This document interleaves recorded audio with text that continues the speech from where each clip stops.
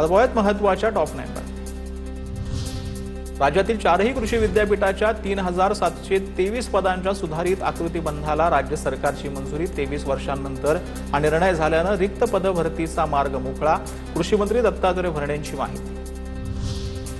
शक्तीपीठ महामार्गाला विरोध होत असताना सरकारकडून महामार्गासाठी भूसंपादनाची अधिसूचना जारी। वर्षभरात भूसंपादन, पुढील वर्षीपासून प्रत्यक्ष कामाला सुरुवात होण्याची शक्यता।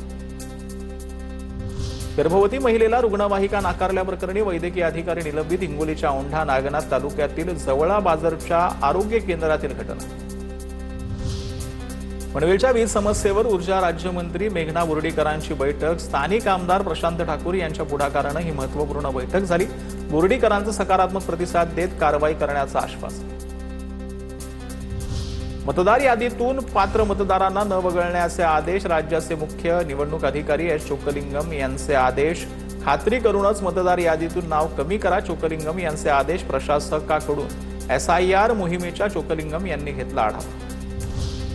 एसआयआर मोहिमेबाबत चर्चा करण्यासाठी काँग्रेसच्या नेत्यांकडून मुख्य निवडणूक आयुक्त एस चोक्कलिंगम यांची भेट। पात्र मतदारांची नावे यादीतून वगळली जाणार नाहीत याची खात्री देण्याची काँग्रेसची मागणी। खासदार वर्षा गायकवाड यांचं राज्य मुख्य निवडणूक अधिकाऱ्यांना पत्र। चंद्रपुरातील सावली तालुक्यातील शेत शिवारामध्ये रानटी हत्तीच्या कळपाचा वावर। गडचिरोलीतून कोरडी पडलेली सीमेवरची वैनगंगा नदी पार करून रानटी हत्ती चंद्रपुरात काही ठिकाणी नुकसान।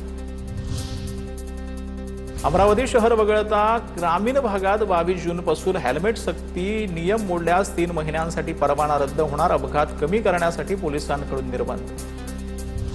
मीरा रोडमध्ये 78 लाखांचं कोकेन जप्त। नायजेरियन नागरिकाला अटक। अंमली पदार्थ विरोधी कक्षानं नायजेरियन नागरिकाला रंगेहात पकडला। आरोपीकडून 78 लाखांचं कोकेन जप्त। एनडीपीएस कायद्यान्वये आरोपींवर गुन्हा दाखल।